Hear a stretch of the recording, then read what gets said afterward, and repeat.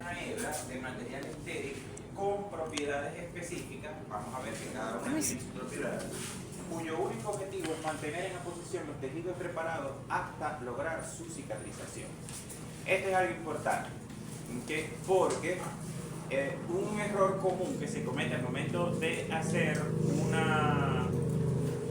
una cirugía es apretar demasiado los.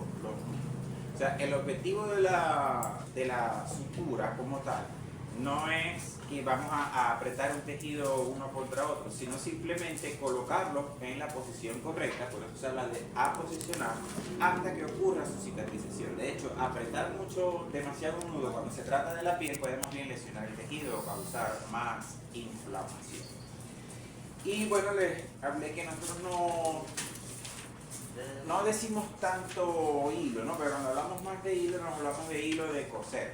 Y tampoco debemos decir jamás vamos a coser una herida o vamos a coser un tejido, porque eso no tiene nada que ver con cirugía, eso es costura. Aquí estamos hablando de cirugía, hablamos de suturar. Entonces, mucho cuidado con coser la herida o algo así en un examen, porque va a estar mal. Ahora, estas son las propiedades que debe poseer una sutura ideal. ¿Cuál va a ser la mejor sutura? Pues la que cumpla con la mayoría de estas propiedades. Entonces, lo primero es que sea de fácil manejo, que sea flexible. Hay suturas que por su material, por el material del que están hechas, van a ser más duras que otras o menos flexibles, más rígidas. Entonces, mientras más flexible sea, pues más fácil va a ser suturar. No capilar. ¿Ya me habían escuchado este concepto? ¿A qué se referiría a no capilar? ¿Qué quiere decir que sea no capilar? Cuando es algo no capilar. Permeabilidad. Puede ser la permeabilidad.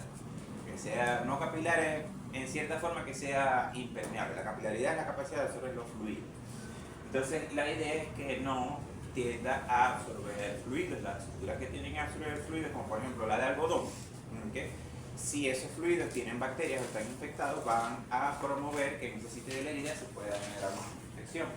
No alérgica, bueno, esto no merece tanta explicación, no carcinogénica, inducir una mínima respuesta tisular. La respuesta tisular va a ser la respuesta inflamatoria, que dependiendo del material o la contextura de esa sutura puede generar más o no más inflamación. Aportar seguridad en los nudos, no favorecer el crecimiento bacteriano y mantener una fuerza tensil adecuada. Ya más adelante vamos a ver qué es eso de la fuerza tensil. La fuerza tensil es la fuerza que ejerce la sutura por unidad de tejido al momento de ser implantada. Esta fuerza se pierde en el tiempo y se mide en porcentaje perdido en días transcurridos, que es la fuerza que va a ejercer esa sutura en el sitio donde está implantada, y con el tiempo esa fuerza que tiene allí se va perdiendo. De hecho, uno busca que la sutura tenga la mayor fuerza tensil posible, y esa capacidad de mantener esa fuerza durante el tiempo va a ayudarnos a clasificar las suturas. Más adelante vamos a ver esa clasificación. Ahora, con respecto a la sutura ideal, no existe como tal una sutura ideal que cumpla con todas las propiedades que les acabo de hablar. O sea, no hay una sutura que sea completamente flexible, no capilar, no carcinogénica, no lamínica, que no tenga respuesta tisular. Todo eso no. O sea, hay algunas que son mejores en unas características y otras que son mejores. Entonces ya es labor del cirujano seleccionar una sutura que se aproxime al ideal para el procedimiento que va a realizar y tener conocimiento de cuáles son los materiales de sutura que se pueden utilizar para cada tejido en específico. Y se debe conocer las propiedades específicas de cada sutura. Estas vienen siendo las propiedades principales de la sutura. La primera, la flexibilidad, esa capacidad de ser maleable que puede tener una sutura. La capilaridad, que es la propiedad sobre los tejidos. El revestimiento, ya vamos a ver qué es esto. La reacción tisular, la fuerza tensil y la seguridad en los nudos. Hablamos un poco de la flexibilidad de la sutura. La flexibilidad de la sutura va a estar determinada por la rigidez torsional y el diámetro del hilo. Vamos a hablar un poco sobre, por ejemplo, lo del diámetro. vamos a suponer que tenemos un mecate y tenemos un hilo de coser. ¿Cuál de los dos va a ser más flexible? El hilo. Obviamente el hilo de coser. ¿Okay? El mecate tiene un diámetro más ancho y va a ser más rígido. Mientras el hilo sea más delgado, mientras menor sea el diámetro del hilo, más flexible va a ser. ¿Okay? Entonces a eso se refiere el diámetro del hilo. Ahora, existen suturas que están constituidas por varios filamentos, o sea, varias hebras de hilo trenzados entre sí. Y hay suturas que están constituidas por un solo filamento. Entonces, a las suturas que están compuestas por varios filamentos, como las que ven aquí, A y B, ¿okay?, se les llama suturas multifilamentosas. También se conoce como suturas trenzadas, también me las van a conseguir con ese concepto. Y también vamos a conseguir suturas monofilamentosas. Ahora, las suturas multifilamentosas, las que están compuestas por varios filamentos, son más flexibles que las monofilamentosas. Las que tienen un solo filamento son más rígidas y más difíciles de flexionar. Y también las suturas flexibles y de pequeños calibres están indicadas en la ligadura de vasos sanguíneos y patrones continuos. Ya vamos a hablar un poquito más adelante de los patrones. Y bueno, para los vasos sanguíneos, cuando hay una hemorragia, muchas veces nosotros vamos a necesitar una sutura con la cual vamos a hacer un nudo en ese vaso sanguíneo. Entonces necesitamos que sea una sutura flexible de pequeño diámetro para que ese nudo aporte una buena seguridad y que ese vaso sanguíneo no vaya a sangrar y podamos detener una hemorragia. Eso lo vamos a ver en la clase de hemostasia. La siguiente propiedad, la capilaridad de la sutura. Este es el proceso en el cual los virus y bacterias pueden penetrar las fibras del hilo quirúrgico. ¿Okay? Las suturas multifilamentosas se consideran capilares y favorecen el crecimiento bacteriano. ¿Okay? Las que les mostré en la imagen al principio, que están compuestas por varios hilos, entre esos pequeños surcocavidades que se van formando entre los trenzados del hilo, allí se pueden alojar bacterias, pueden absorber esos fluidos, y también dependiendo del material del que estén constituidas puede haber esa capacidad de absorber fluidos o no. Mientras que las suturas monofilamentosas, las que tienen una sola hebra, tienden a ser más impermeables, por así decirlo, o menos capilares. Ahora, hay algunas suturas que son multifilamentosas que se les ha aplicado un revestimiento, ¿okay?, como digamos una preparación, un baño químico o un baño con algunos materiales que hacen que las hagan menos capilares. O sea, como que a ese hilo trenzado le han puesto un revestimiento para disminuir esa capilaridad. Las suturas capilares no deben utilizarse en tejidos infectados. De hecho, en muchos casos, cuando un tejido está infectado, a veces tenemos que primero curar la infección y luego proceder a suturar. Eso lo vamos a ver en la clase de herida. Vamos a hablar entonces del revestimiento de la sutura y la reacción circular. Okay. Lo que viene siendo la estructura de la sutura, esa que cuando sean multifilamentosas, va a causar mayor reacción circular, va a inflamar más el tejido. Esto influye en la fricción y el tramo circular que se genera al momento de ser implantado. Las suturas trenzadas o multifilamentosas causan mayor trauma. ¿A qué me refiero con esto? Vamos a suponer que tenemos, hablamos de un mecánico, vamos a suponer que es un mecánico, y tenemos una manguera de esas de regar la sutura. Vamos a suponer que yo voy a pasar a través de vamos a imaginar un papel, plástico, no sé, y vamos a atravesar este papel uno con el mecate y otro con la manguera. ¿Cuál va a romper más el papel cuando lo atraviese? El mecate. Ese mismo trenzado que tiene hace como un efecto de aserrar, o sea, de los tejidos. Entonces, las suturas que son trenzadas o multifilamentosas tienden a causar más daño en el tejido al momento que van atravesando. ¿Okay? Entonces, pero existen suturas multifilamentosas tratadas con teflón, silicona, cera parafinada, esterato de calcio, que minimiza el trauma, la capilaridad y aumenta la flexibilidad. O sea, ya hay suturas multifilamentosas que se les ha hecho una modificación para que no lesionen tanto los tejidos al momento de atravesar. Ahora, La desventaja de las suturas con superficies lisas es que se requiere mayor tensión para asegurar una buena posición de los tejidos y además aportan pobre seguridad en los nudos. Aquí volvemos a la comparación. Imagínense que tienen el mecate y tienen la manguera. Si yo voy a hacer un nudo, ¿cuál nudo va a apretar más? ¿El del mecate o el de la manguera? Mientras cuando el hilo es más rígido, es más difícil hacer un nudo. Entonces, al momento de tratar de hacer un buen nudo, una buena posición de los tejidos, la seguridad de los nudos de las suturas monofilamentosas va a ser menor.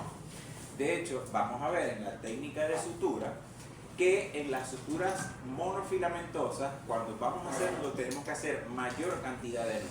Tenemos que hacer hasta mínimo 5 nudos antes de terminar el patrón de sutura. Otra de las propiedades de la sutura es que debe tener una fuerza tensil adecuada. Ya hablamos que es la fuerza ejercida y mantenida por parte de la sutura en la unidad del tejido al momento de la colocación. La fuerza se pierde en el tiempo y va a depender de la composición del hilo. Se expresa en porcentaje y día. Entonces dice, esta sutura mantiene la fuerza el 60% de la fuerza tensil hasta los 14 días de ser implantada. Entonces eso te va diciendo la característica de la sutura. La cantidad de fuerza tensil perdida en el tiempo, como expresa en porcentaje y día. Se borraron como 3 nombres y es el... O sea, Pues mi sí, nombre. sí se ve. ¿Sí se ve? Sí. Gracias. Ah, sí, sí. De todas maneras, yo lo paso a la computadora una vez. Ok, gracias. Voy a pasar lista al final de la práctica, así que no se vayan hasta que la práctica termine. Otra de las propiedades de la sutura es la seguridad del nudo. Esto va a estar determinado por la conformación estructural de la sutura. Lo que les hablé es si van a ser monofilamentosas o multifilamentosas. Por las suturas multifilamentosas se requiere un mínimo de 3 nudos para aportar una buena seguridad. Por las monofilamentosas deben ser 5 nudos. Las suturas multifilamentosas no tratadas aportan mayor seguridad en los nudos que las multifilamentosas tratadas y más aún que las monofilamentosas. ¿Se entiende este pequeño par? Básicamente lo que le digo, las estructuras que son de un solo filamento, que son más rígidas, son las que menos seguridad tienen en el nudo. Ahora, si es una sutura multifilamentosa, ¿okay?, va a tener más seguridad el nudo que la monofilamentosa. Ahora, existen las multifilamentosas tratadas y las no tratadas. De esas dos, la no tratada es la más flexible y la que aporta mayor seguridad en el nudo. El tratamiento que tiene para disminuir el daño que causan los tejidos sacrifica un poquito la flexibilidad y la seguridad en el nudo. Sin embargo, en ambas es bueno. Al suturar con una sutura que tenga pobre seguridad en sus nudos, se recomienda incrementar el número de nudos realizados. Ya vamos a ver a qué me refiero con esto. Como ya les dije, 5 nudos para las suturas monofilamentosas. Okay. Hablamos de las propiedades de las suturas, vamos a hablar ahora de su clasificación. ¿Okay? Las suturas las podemos clasificar de varias maneras. Una de las más comunes es clasificarlas según su origen. Segundo, según su comportamiento y su capacidad o fuerza tensil. Estas son las formas más comunes de clasificarla. Según su origen, la vamos a clasificar como de origen natural o sintética. La misma palabra lo dice, las de origen natural pueden ser las de seda, las de algodón, mientras que las sintéticas vienen siendo las que están hechas con componentes artificiales, como por ejemplo el nylon. Según su comportamiento en los tejidos y su capacidad tensil. No sé si ustedes han escuchado hablar que existen suturas que son absorbibles y suturas no absorbibles. ¿Habían escuchado alguna vez ese concepto? ¿A qué se refiere con que una sutura sea absorbible o no absorbible? Que se degradan dentro del organismo. Que se degraden dentro del tejido. Pero también dentro de esa clasificación de absorbible o no absorbible, también entra la capacidad o la fuerza tensil. O sea, no solo se considera que se degrada el tejido, porque en teoría todas las suturas se degradan, ¿no? Claro, unas tardan muchísimo tiempo, otras no tanto. Entonces las que tardan menos se clasifican dentro del absorbible y también tiene que ver la fuerza tensil. Según su estructura física, ¿cómo se clasificaría? Por el diámetro. acá lo acabamos de decir. No, que si es comienza en la trenza monofilamentosa. monofilamentosa o multifilamentosa. Según su capilaridad, simplemente capilar o no capilar. Y según la respuesta tisular que ocasiona, puede ser una respuesta leve, moderada, severa. Casi nunca se clasifica de esa manera. Las primeras son las más. Entonces, bueno, aquí tenemos las suturas según su origen, naturales o sintéticas. Es una ilustración donde pueden ver cómo sería la estructura de una sutura de algodón y esta es una sutura de polipropileno. ¿Okay? Según su comportamiento en los tejidos y su capacidad tensiva, se consideran suturas absorbibles las suturas cuya mayor fuerza tensil se pierde en un tiempo menor de 60 días. Y las no absorbibles, la mayor fuerza tensil se pierde en un tiempo mayor a los 60 días. O sea, no solamente es la capacidad de degradarse, sino el mantenimiento de la fuerza tensil. La absorción es el procedimiento de degradación de una sutura en el tejido implantado. Esto puede ser por hidrólisis, por acción del fluido del agua o por acción de enzimas. Esto es importante también. Todo proceso infeccioso acelera la degradación. Entonces, a veces puede ocurrir que si se sutura un tejido que está infectado, a veces nos preguntamos, se le soltaron los puntos, ¿qué pasó allí? Entonces, ¿no? Resulta que había una infección y pues eso degradó la sutura. Entonces hablan, no, ¿qué reacción a la sutura? No, habría que ver qué fue lo que pasó. Según la estructura física, que se refiere al número de hebras que componen la sutura, son monofilamentosas, multifilamentosas o trenzadas. Vamos a ver si logro enfocar aquí un poquito para que se vea. Aquí tienen una ilustración de lo que vendría siendo la estructura física de los distintos tipos de sutura. Esta es la monofilamentosa, una sola hebra. Aquí pueden ver que esta es multifilamentosa, lo que pasa es que la definición del video no lo permite ver. Pero si ven aquí, esta es una multifilamentosa y si ven aquí más atrás, esto viene siendo ¿qué? El revestimiento. Entonces esta sería multifilamentosa con revestimiento y esta sería una monofilamentosa. Ahora, no lo puse aquí en esta clasificación, pero recientemente, ya hace algunos años, salió otro tipo de sutura que se llama, no está el marcador por aquí, que se llaman sutura. ¿Alguien tiene un marcador de pizarra por casualidad? ¿Alguno? Cualquiera. Si no, un marcador normal, no va a ser una.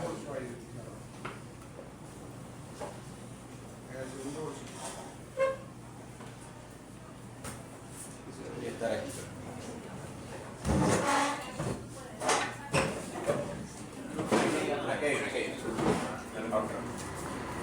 Recientemente salió una nueva marca de suturas que se llaman Quid. Este es el nombre comercial. ¿Okay? Sería bueno que lo averiguaran en internet. Hasta ahora, esta es la única marca. Ustedes saben que cuando sale un producto nuevo en el mercado, ellos tienen como decir una patente.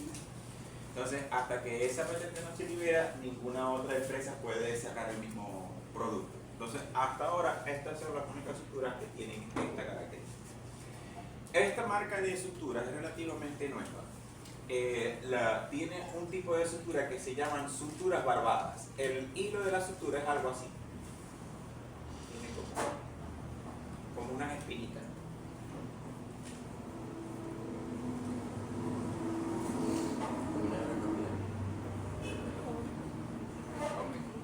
Y este es un tipo de sutura que se utiliza más que todo para suturar piel haciendo un patrón interno, o sea, una sutura intradermal. Y tiene la particularidad de que no requiere hacer nudos. ¿Okay? El hilo de la sutura, el mismo hilo de la sutura, tiene un extremo donde tiene una argollita. Es así como una argollita. Entonces lo que uno hace es pasar el hilo a través de esa argollita y al alarlo, esta misma argollita es la que hace el nudo. Y estas barbas que tiene la sutura impiden que se pueda echar la sutura hacia atrás, o sea, queda completamente fija. Se habla que pueden aguantar hasta 80 libras de tracción en la sutura. Entonces, eso es un nuevo tipo de sutura que se ve ahora. Hasta ahora yo no las he visto aquí en Venezuela, pero muy probablemente en el futuro se vayan haciendo más populares. ¿Y eso se degrada o...? Sí se degrada, son absorbidas. Las que vienen son de materiales absorbidos. Entonces, bueno, según la respuesta tisular que ocasiona, puede ser una respuesta mínima, moderada, severa, y creo que pase la anterior que era capilar y no capilar. Entonces aquí tienen, por ejemplo, los materiales de sutura según la clasificación que vamos a hablar. Según suturas naturales tenemos absorbibles y no absorbibles. Dentro de las absorbibles, de las suturas naturales, tenemos la sutura de cashwood y la de colar. Y dentro de las no absorbibles está la de seda y algodón. ¿Okay? Gran parte de esta sutura está en medicina veterinaria, está en desuso, no se utiliza. Hace mucho la sutura de cashwood se utilizaba bastante. La sutura de cashwood es la que vamos a ver. La voy a ir pasando. Es un panito. Esta es una sutura de cashwood. Lo pueden ir pasando por acá. Una para cada uno. ¿Quién más falta por ahí?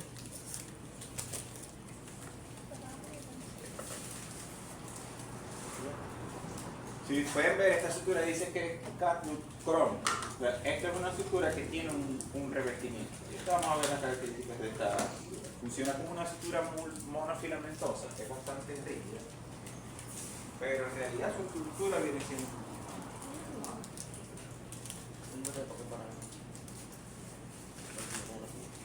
Es la misma. Pero de otra manera. ¿Cuál es esta sutura? Pues con No, la esta cosa es que esta es más. van a ir iniciando la práctica. Este tiene alcohol. Sí, tienen una. Pero esta Hay otra que es cashwood simple que no viene sin el alcohol. es la blanca. Sí. Pero La diferencia es el calibre, ya lo vamos a ver. Ahora hay una cintura para que la comparemos. Sí. Sí, pero este es el